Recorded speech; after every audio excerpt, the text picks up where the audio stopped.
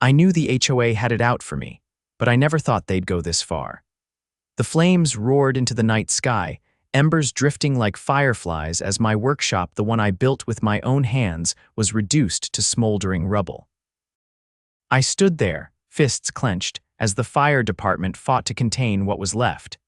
The sickening stench of burning wood and melted metal filled my lungs, but the worst part wasn't the destruction. It was the smug look on Gloria Benson's face. She stood on the sidewalk in her ever-present beige cardigan, arms crossed like she was surveying a job well done. The rest of the HOA board lurked behind her, including her little lapdog, Dennis, who always echoed whatever nonsense she spewed. "I warned you, Kieran," Gloria said, her voice dripping with faux sympathy. "That workshop violated HOA regulations. No non-conforming structures allowed." I turned to her, barely containing my fury. "You set my property on fire over a zoning dispute," Gloria gasped, feigning offense.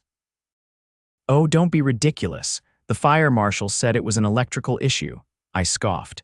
"Convenient, considering I had the whole place rewired last year by a licensed electrician." Dennis adjusted his glasses, clearing his throat.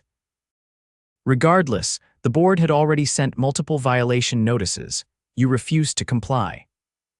I glanced at the charred remains of my livelihood. My workshop wasn't just some shack in the backyard, it was my business, my passion. I crafted custom furniture, pieces that people actually paid good money for, and the HOA, they couldn't stand that I was running a successful operation from my own property. "This isn't over," I said, voice like steel. Gloria chuckled. "Oh, but it is. The bylaws are clear, Kieran. If you don't like it, maybe this neighborhood isn't for you." She turned on her heel, leading the board away like a parade of smug entitlement. I watched them go, my blood boiling, but I forced myself to breathe, because she was wrong. This wasn't over, not even close. 2 days later, I got the news that changed everything. A letter arrived in my mailbox, stamped with the official HOA seal. I expected another fine, another threat, but when I opened it, my entire world shifted. "Dear Mr. Kieran Zavala, due to recent resignations and vacancy requirements, you have been selected by default as the new president of the Oak Ridge Homeowners Association, effective immediately." I read it 3 times just to be sure I wasn't imagining things. Gloria must not have realized it yet, but by some bureaucratic technicality, the HOA had just handed me the keys to the kingdom. And if they thought I was going to let this slide, they were about to learn exactly what kind of nightmare they'd unleashed. The realization hit like a freight train. I had the power now, not just to fight back, but to dismantle them from the inside. I didn't waste a second. That same afternoon, I drove straight to the HOA office, a stuffy little building next to the community clubhouse. The receptionist, a nervous-looking woman in her 50s, blinked up at me when I walked in. "I'm here to assume my new position," I said, handing over the letter. Her eyes widened as she read it. Oh my. Yeah. "I'd appreciate access to all HOA records, financials, and board correspondences. Also, I need a meeting with the remaining board members. Today." She hesitated, glancing toward the closed office door at the end of the hall. "Miss Benson is not the HOA president anymore," I interrupted, keeping my voice calm but firm. "I am, and I need full transparency." After a long pause, she stood and walked to a filing cabinet, pulling out a thick binder. "These are the financials for the past 5 years. The rest is digital, but I can print anything you request." I flipped the binder open and my stomach twisted. The numbers didn't add up. There were inflated expenses, unexplained maintenance fees, and payments to companies that didn't seem to exist. Gloria had been skimming, and she wasn't even trying to hide it. I kept my expression neutral as I closed the binder. "The meeting, set it for this evening." She nodded quickly. By the time 6 o'clock rolled around, I was seated at the head of the HOA meeting table, waiting. Gloria stormed in first, her eyes blazing. "What is the meaning of this?" Dennis followed, looking like a kicked puppy. 2 other board members trailed behind, both obviously caught off guard. I folded my hands on the table. "As the new HOA president, I've called this meeting to discuss financial discrepancies and policy abuses." Gloria scoffed. "This is absurd. You can't just—" "I can. You resigned, remember, and per HOA bylaws, the vacancy was filled by the next eligible homeowner. That's me. Dennis adjusted his tie, clearly flustered. We didn't expect, that's the problem, I cut in. You didn't expect to lose control. I slid the binder across the table. Explain these expenses, tens of thousands in landscaping fees to a company that doesn't exist. Security upgrades that never happened. Where's the money, Gloria? For the first time, she faltered. That information is private. Not anymore, I leaned back. And since I now have access to all HOA records, I've also found something else interesting. Remember those violation notices you kept sending me? The ones about my workshop? Gloria pursed her lips. They were never properly filed. No official vote was recorded, meaning the fines were fraudulent. Dennis shifted uncomfortably. There must be a mistake. There is. I met Gloria's glare head-on. You pushed illegal fines, embezzled funds, and now, conveniently, my workshop burns down days after I refuse to comply. That's arson, Gloria. She bolted to her feet. You have no proof. Not yet, I said, standing as well. But I'm getting fire marshal reports, insurance investigations, and I will find out exactly how deep this goes. And when I do, you won't just be off the board, you'll be in handcuffs. The room was dead silent. One of the other board members cleared his throat. I wasn't aware of any of this. That's because she kept you in the dark, I said. But you have a choice now. Work with me to clean up this HOA or go down with her. Gloria's face was red with fury. You don't know who you're dealing with, I smiled. Neither do you. The meeting adjourned, but the battle was just beginning. Kieran left the meeting room with a purpose. He knew Gloria wouldn't go down quietly, but she had lost control, and that was something she couldn't stomach. He could practically feel the heat of her glare burning into his back as he walked out of the HOA office. But he didn't care. He had work to do. The first step was gathering evidence. With the financial records in hand, he drove straight to his friend, Logan Carter, a forensic accountant who had worked on corporate fraud cases. Logan owed him a favor from years ago, and Kieran knew that if anyone could unravel Gloria's financial web, it was him. He handed over the files, watching as Logan flipped through them with growing interest. His expression darkened as he skimmed the numbers. This isn't just sloppy bookkeeping, Logan said. This is deliberate. The funds are being diverted through fake invoices to shell companies, and based on these transaction patterns, I'd bet Gloria has been pocketing money from the HOA for years. Kieran exhaled sharply. He had suspected as much, but hearing it confirmed made his grip on the chair tighten. Can you trace where the money actually went? He asked. Logan nodded. Given some time, yes. If she's been funneling HOA funds into personal accounts or using a relative as a front, I'll find it. Kieran clapped him on the shoulder. Do it. And let me know as soon as you have something concrete. As he left Logan's office, Kieran's next stop was the fire marshal's office. The fire had been officially ruled an electrical issue, but Kieran wasn't buying it. He had receipts proving the wiring in his workshop had been updated and inspected just last year. He met with Fire Marshal Decker, a straight-talking veteran with a no-nonsense demeanor. You're telling me you don't trust the initial report? Decker asked, leaning back in his chair. I'm telling you that my workshop didn't just catch fire by accident, Kieran replied. I want a second look at the scene. I can provide documentation that proves my wiring was up to code. If that wasn't the issue, then something else caused that fire. Decker studied him for a moment before nodding. I'll send someone out. If there's foul play, we'll find it. With that set in motion, Kieran returned home to find his security cameras had been tampered with. Someone had cut the wires. His jaw tightened. Gloria was getting desperate. He spent the rest of the night reinforcing his security system, installing hidden backup cameras in places no one would think to look. He wasn't going to let her get away with anything else. The next morning, he received 2 phone calls. The first was from Logan. You were right, Logan said. I traced money transfers from an HOA account to a business under Gloria's husband's name. It's a landscaping company that doesn't actually exist. She's been laundering HOA funds through it. Kieran felt a grim satisfaction settle in. That was the kind of evidence that could take her down legally. The second call was from Fire Marshal Decker. My team went back to your property, Decker said. We found traces of accelerants. This wasn't an accident. Kieran's pulse pounded. He had proof now. With both of these pieces of evidence, he knew exactly what his next move was. That evening, he called an emergency HOA meeting, sending notices to every homeowner in the neighborhood. He wanted as many people there as possible. It was time to expose Gloria for what she really was. By the time the meeting started, the community clubhouse was packed. Residents murmured in confusion, wondering why a sudden meeting had been called. Gloria sat in her usual seat at the front, arms crossed, a tight smile on her face. Kieran stood at the front of the room and held up the financial records. "I've spent the last 48 hours digging through the HOA's finances," he said, "and what I found is serious: fraud, embezzlement.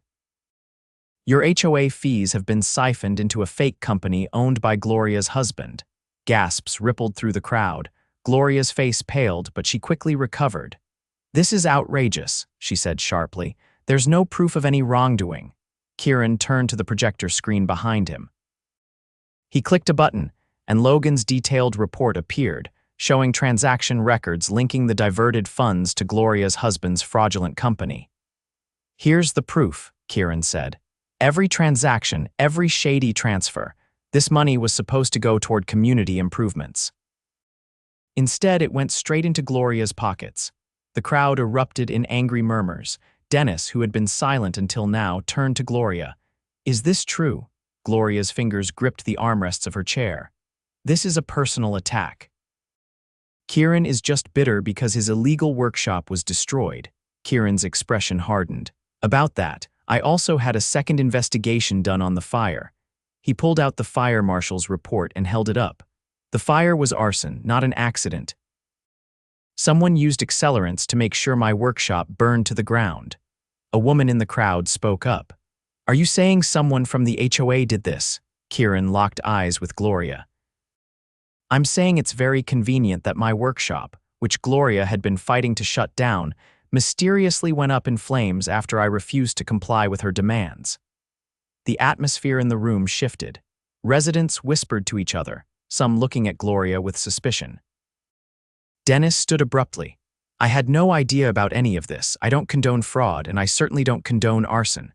Another board member, an older man named Richard, nodded. "I never saw any of these financial reports. Gloria handled all of it alone." Kieran seized the moment. "Then I propose a vote. Effective immediately, Gloria Benson should be removed from the HOA board, pending a full legal investigation." The crowd erupted in agreement. Hands shot up across the room. Gloria stood, her face twisted in fury. "You can't do this. I built this HOA. I made this community what it is." "No," Kieran said. "You used it to line your pockets and control people. That ends today." The vote was unanimous. Gloria was officially removed. As she stormed out of the clubhouse, Kieran knew this fight wasn't over. But for the first time in a long time, the community had a chance to take back their neighborhood. And he wasn't going to stop until every last bit of Gloria's corruption was wiped away. Gloria stormed out of the meeting, her heels clicking against the tile floor with a sharp finality. The HOA board had spoken, and for the first time in years, she wasn't the one pulling the strings. The neighborhood buzzed with angry voices, people demanding answers, questioning how she had managed to get away with so much for so long. Kieran had no time to bask in his victory. He knew Gloria wouldn't go down without a fight, and he wasn't about to give her the chance to regroup. As soon as the meeting ended, he pulled Dennis and Richard aside, the two remaining board members who had distanced themselves from Gloria the moment the fraud was exposed. "We need to secure every piece of HOA documentation before she tries to destroy evidence," Kieran said. Dennis adjusted his tie, his face pale. "She had full access to the HOA office. If she realizes we're coming for her legally, she might wipe everything." Richard nodded. "She kept most of the records on her personal computer. If she's smart, she's already deleting files." Kieran had anticipated as much, which was why he had taken an extra precaution before the meeting. He pulled out his phone and made a call. A few minutes later, Logan arrived at the clubhouse, carrying a laptop bag. He had wasted no time after uncovering the fraudulent transactions, and now he had something even more damning. I cloned the HOA's financial database last night, Logan said, his voice low. I have backups of everything, including emails Gloria sent approving those shady payments. Dennis looked both relieved and horrified. That means we can prove intent. Exactly, Kieran said. Tomorrow morning, I'll be filing formal charges against her. But we need to make sure she doesn't try to retaliate before then. Richard exhaled sharply. You think she might try something? Kieran didn't answer. He didn't need to. Gloria had already proven she was capable of destruction when she wanted someone out of her way. Just as they were wrapping up, one of the homeowners approached, a woman in her 60s with sharp eyes and a no-nonsense demeanor. I heard the meeting, she said. I knew something was off about Gloria for years, but no one ever had proof. We have it now, Kieran said. She nodded. Good. I've lived here since this HOA was formed. I'm tired of people like her thinking they can steamroll everyone. Kieran could feel the tide shifting. The neighborhood had been ruled through fear and manipulation for too long, but now the homeowners were waking up. By the time he got home that night, he half expected to find his house vandalized. Instead, it was quiet, too quiet. He checked the new security cameras he had installed after the last incident. Everything seemed normal, but he couldn't shake the feeling that Gloria wasn't finished yet. The next morning, he wasted no time. He took Logan's report and the fire marshal's updated findings straight to the authorities. The police officer at the station whistled when he saw the evidence. That's enough to launch a full investigation, he said. If the fire was intentional, we're looking at felony charges. Kieran nodded. I want this done right. No loopholes, no delays. We'll get on it. With the legal wheels in motion, Kieran turned his attention back to the HOA. The community needed to be rebuilt both literally and figuratively. He called another meeting for that evening, this time inviting every homeowner who wanted to have a say in how things would change. By the time the sun set, the clubhouse was packed again. This HOA was never meant to be a tool for control, Kieran addressed the crowd. It's supposed to serve the community. That changes now. Richard stood up. We need to audit every policy Gloria pushed through. Half of them were designed to fine residents into submission. Dennis, finally finding his backbone, added, and we should hold a new election for board positions. No more backroom deals. The homeowners nodded in agreement. Then a voice from the back spoke up. What about Gloria? What if she tries to come back? Kieran met the man's gaze. She won't. By the time we're done, she'll be answering to the law. The meeting ended with a renewed sense of hope. People left talking about real improvements, fixing neglected roads, restoring community areas that had been ignored while Gloria funneled money elsewhere. As Kieran locked up the clubhouse for the night, his phone buzzed. A message from Logan. Check the news. Gloria was just arrested. Kieran let out a slow breath. It was over, or at least the worst of it was. But as he looked around the neighborhood, he knew this was just the start of something new. Something better. And this time, no one was going to burn it down. The news of Gloria's arrest spread through the neighborhood like wildfire. By the next morning, homeowners stood in small clusters outside their houses, discussing every detail. Some were shocked, others vindicated, but one thing was clear: her reign of intimidation was over. Kieran stepped outside to grab his newspaper, barely glancing at the bold headline covering the front page. He already knew what it said. Fraud, embezzlement, arson. The charges stacked against Gloria were damning. He had expected some sort of counterattack, but she had been too busy scrambling to cover her tracks. Now she had run out of places to hide. As he stood at his mailbox, Richard walked up, rubbing his temple like he had barely slept. He looked at Kieran with something between relief and exhaustion. She's really gone, Richard said. I didn't think this day would come. Kieran nodded. Now we have to make sure no one like her ever gets that kind of power again. Richard sighed. That's going to take work. She had her hands in everything. You wouldn't believe how many policies she pushed through just to make life miserable for people she didn't like. Kieran leaned against his truck. Then we start unwinding them, one by one. Dennis arrived a few minutes later, clutching a stack of old HOA meeting minutes.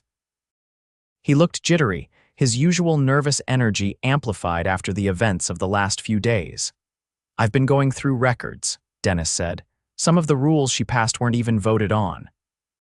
She just wrote them up and put them in the official handbook like they were law. Kieran flipped through the papers Dennis handed him. Some of the rules were downright ridiculous: fines for having the wrong shade of blinds, penalties for leaving trash cans out a minute past collection time, fees for parking a truck in one's own driveway. She really had it out for anyone who didn't fit her perfect little image, Kieran muttered. Richard let out a low chuckle. Especially you. Kieran didn't bother denying it. Gloria had targeted him relentlessly, but now he had the chance to undo every one of her petty, self-serving decisions. By mid-afternoon, Kieran had set up an emergency HOA board meeting. With Gloria gone, the remaining members were scrambling to adjust. Some openly admitted they had gone along with her schemes out of fear, while others had simply turned a blind eye. "We need to rebuild trust," Kieran said, looking around at the gathered homeowners. "Starting today, we're revising every policy she forced through without a vote. No more pointless fines, no more selective enforcement." A man in the back crossed his arms. "How do we know this won't just turn into another power grab?" Kieran met his gaze. "Because I don't want control. I want transparency. Every major decision will go through a community vote from now on. No more backroom deals." The room stirred with murmurs of approval. Dennis, still looking uneasy, cleared his throat. "There's one more thing. The HOA's finances are still a mess. Even with Gloria gone, we're in the red from all the money she funneled out." Kieran exhaled slowly. That was the one problem he hadn't solved yet. "Then we audit everything," he said. "Every contract she signed, every expense she approved. If there's any way to recover what she stole, we'll find it." Richard leaned forward. "And if we can't, then we figure out how to fix it the right way. No shady deals, no hidden fees. We make this HOA work for the people who actually live here." For the first time in years, the homeowners had a say in how their community was run. The meeting stretched late into the evening, with residents bringing up grievances that had been ignored for years. Kieran took notes, making sure no issue went unheard. By the time the meeting adjourned, people walked away with something they hadn't felt in a long time: hope. As Kieran locked up the clubhouse, Dennis lingered by the door. His usual nervous energy had faded into something closer to determination. "I should have spoken up sooner," Dennis admitted. "I let her run things because it was easier than fighting her." Kieran nodded. "Then don't make the same mistake again." Dennis straightened. "I won't." The next morning, Kieran received an early call from Logan. "I traced more of the missing HOA funds," Logan said. "Gloria's husband wasn't the only one benefiting. She had kickbacks going to a contractor she hired for neighborhood improvements." Kieran frowned. "What improvements?" "Exactly," Logan said. "None of the work was ever done. The money just disappeared." Kieran cursed under his breath. "Send me everything you have." Logan's findings meant Gloria's corruption ran even deeper than they thought. But Kieran wasn't about to let the damage she caused linger. That afternoon, he drove to the county records office, digging into every contract Gloria had signed. What he found only confirmed Logan's suspicions: phony invoices, inflated costs, and payments for work that never happened. By the time he returned home, he had a stack of evidence that would ensure Gloria and her cronies faced even more legal trouble. The fight wasn't over yet. But for the first time, Kieran wasn't just reacting to Gloria's schemes, he was dismantling them piece by piece. And he wasn't stopping until every trace of her corruption was erased from the neighborhood for good. Kieran sat in his truck outside the county records office, the weight of the documents on the passenger seat pressing against him like a storm cloud ready to break. He had spent the last 3 hours digging through every contract Gloria had signed, and the deeper he went, the worse it got. She hadn't just funneled money to fake businesses. She had approved contracts for improvements that never materialized, signed off on absurd maintenance projects, and even used HOA funds to pay for legal consultations that had nothing to do with neighborhood affairs. It was a tangled mess of fraud, but it was also the final piece he needed. He flipped through the thick stack of documents one more time before pulling out his phone. Logan picked up on the second ring. "I've got everything," Kieran said. "Invoices, approval forms, Even an email she sent to a contractor instructing them to adjust their quote to justify inflated costs. Logan let out a low whistle. That's more than enough. If you take this to the DA, she won't just be facing fraud charges. This is full-scale financial misconduct. Kieran's grip on the steering wheel tightened. Then that's exactly where I'm taking it. By the time he pulled up to the district attorney's office, the sun was beginning to set. He walked in with the stack of documents under his arm, knowing this was the final nail in Gloria's coffin. The assistant district attorney, a sharp-eyed woman named Evelyn Park, greeted him in a conference room. She flipped through the documents with the kind of practiced scrutiny that told Kieran she had seen plenty of cases like this before. "This isn't just bad bookkeeping," she said after a long pause. "This is deliberate fraud, and given the amounts we're looking at, it could qualify for felony charges." Kieran leaned forward. "Then what happens next? We launch a formal investigation. If everything checks out, and I have no reason to believe it won't, Gloria Benson will be facing a trial." That was all Kieran needed to hear. He shook her hand and walked out, feeling lighter than he had in weeks. The next morning, the fallout began. News spread fast, and by noon, reporters were staked out near Gloria's house, cameras flashing as officials arrived with subpoenas. Homeowners gathered in small groups at the clubhouse, whispering about the mess she had left behind. Richard met Kieran outside the HOA office, rubbing the back of his neck. "She's done for," Richard said. "People are already talking about how to fix the damage." Kieran nodded. "Good, then we start rebuilding." The first step was unraveling every unnecessary rule Gloria had put in place. The board met that evening, this time with homeowners invited to voice their concerns.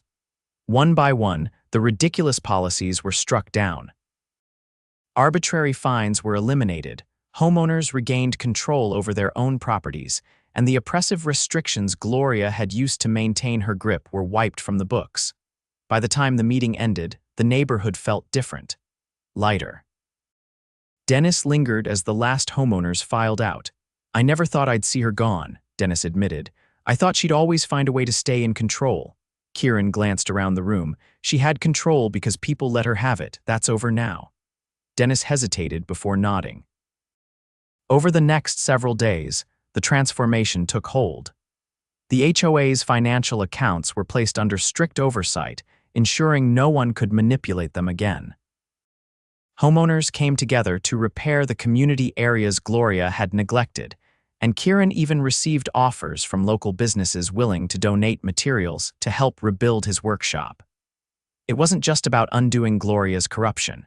It was about moving forward. One afternoon, as Kieran was working in his backyard, a familiar voice called out from the sidewalk. He turned to see Richard standing there, hands in his pockets. "You really tore everything down," Richard said, "and built something better." Kieran wiped the sweat from his brow. "That was the plan." Richard crossed his arms. "So what now?" Kieran glanced at the half-built frame of his new workshop. "Now," he said, "we make sure nothing like this ever happens again." And for the first time since this all began, he knew that it wouldn't.